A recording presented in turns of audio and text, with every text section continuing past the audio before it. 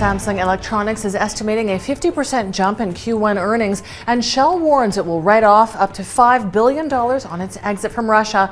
You're watching the Daily Brief with Forbes. I'm Ramia Faraj. Law firm Milbank says it advised ADCB and other banks on the $7 billion restructuring of the troubled NMC Healthcare Group.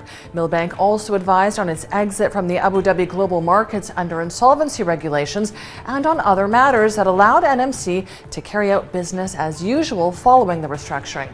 NMC exited administration in the UAE last month to form a new company called NMC OpCo Limited, governed by a newly appointed board, which was selected by creditors. Samsung Electronics is estimating a 50% jump in Q1 earnings. It's the highest Q1 profit in 4 years for South Korea's biggest company. That's largely thanks to strong demand for microchips and smartphones. Operating profit came in at $11.6 billion, and sales jumped 18% from the same period a year earlier. Analysts say solid demand from data center clients, as well as cautious investment spending by chip makers, buoyed Samsung's chip earnings.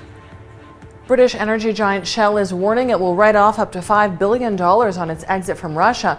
Shell says impairment from assets and additional charges relating to Russia activities are expected to be between $4 billion and $5 billion in Q1. EU nations should speed up negotiations on new climate change policies and boost ambitions to quit Russian fossil fuels as soon as possible. That was the consensus among 11 countries as the EU and the European Parliament negotiate a raft of green measures this year. They include a revamp of the EU's carbon market, a 2035 ban on new combustion engine cars, and higher targets to expand renewable energy. The proposals are designed to cut net EU greenhouse gas emissions by 55% by 2030 from 1990 levels.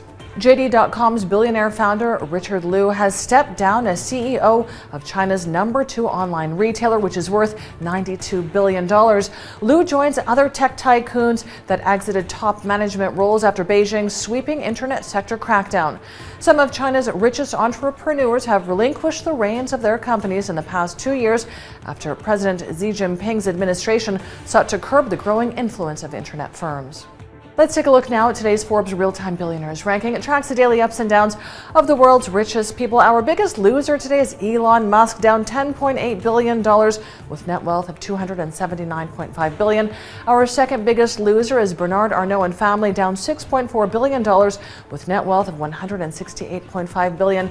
And our third place loser is Jeff Bezos, down $5.3 billion with net wealth of $184.5 billion. Check out our website and our social media for all of the latest billionaires news. Dozens of apps have been removed from the Google Play Store. They included software that was developed by a company with ties to U.S. security agencies for secretly collecting user data. Popular apps that contain the secret data harvesting software include Speed Camera Radar, Al Muazzin Lite for prayer times, and Wi-Fi Mouse for remote control PC, each with over 10 million downloads. The Panama-based company Measurement Systems reportedly paid app developers to include its code in their software, allowing it to gather data from millions of users. The shirt worn by football legend Diego Maradona in the 1986 Hand of God match against England will be auctioned off for up to $7.8 million. Steve Hodge, the England midfielder in the World Cup game who switched jerseys with Maradona after the final whistle, is selling the late Argentina captain's shirt, which had been displayed at the National Football Museum for 20 years. The shirt will be put on sale at Sotheby's from April 20th to May 4th. I'm Ramia Faraj. This is the Daily Brief. Thanks for watching. See you tomorrow.